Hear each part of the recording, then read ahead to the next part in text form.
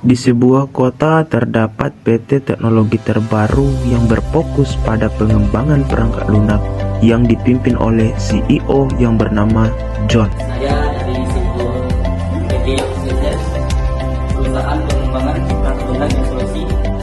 Bagian kunci dari tugas berhasilan PT Sukses adalah kepemimpinan yang efektif dan perusahaan yang memiliki visi yang jelas untuk membangunkan perusahaan menjadi pemimpin industri dalam inovasi perangkat lunak.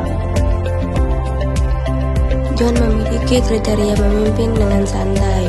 Dia berkomitmen untuk menciptakan lingkungan kerja yang inklusif, di mana semua anggota tim dan karyawan merasa didengar dan dihargai. Akan tetapi, ada beberapa karyawan yang merasa dirinya. Saya sudah bekerja selama 5 tahun di perusahaan ini dan saya merasa sangat puas dengan pengalaman saya.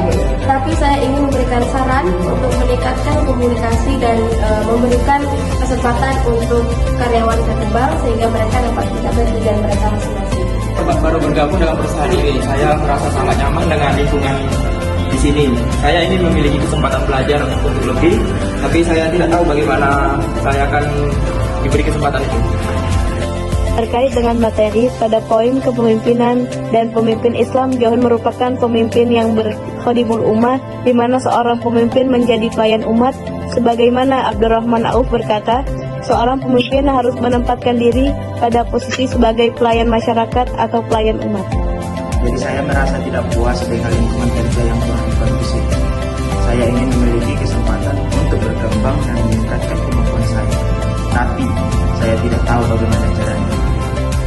Karyawan tersebut merasa budaya mereka kerja yang kaku dan suasana yang kurang kondusif bagi inovasi, sehingga karyawan seringkali merasa tertekan dan motivasi kerja mereka menurun. Merasa bahwa perusahaan kami memiliki potensi yang besar, tetapi kami tidak dapat mencapai tujuan kami karena kurangnya motivasi dan produktivitas karyawan. Kami perlu meningkatkan kepemimpinan dan memberikan kesempatan untuk berkembangnya bagi karyawan.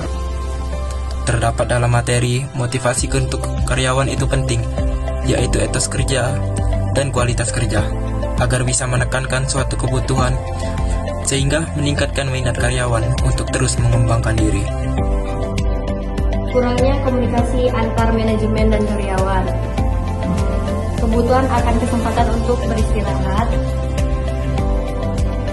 Kurangnya fleksibel jam kerja. Mendengar kritik dan saran, saya mempunyai pendekatan baru dalam memimpin sebuah organisasi dengan gaya yang santai, namun tetap konsisten dalam hasil yang diinginkan.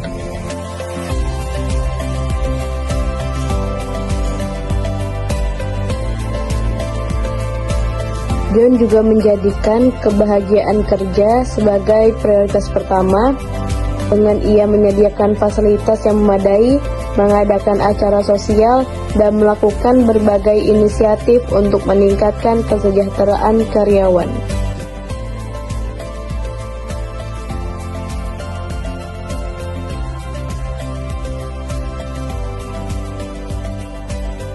Termasuk dalam materi, poin aspek keteladanan pimpinan Rasulullah SAW dengan penerapan mengutamakan kepentingan bersama, di mana Rasulullah SAW selalu menempatkan kepentingan bersama di atas kepentingan pribadinya dalam memberikan prioritas pada kebutuhan sahabat dan keluarganya sebelum dirinya sendiri.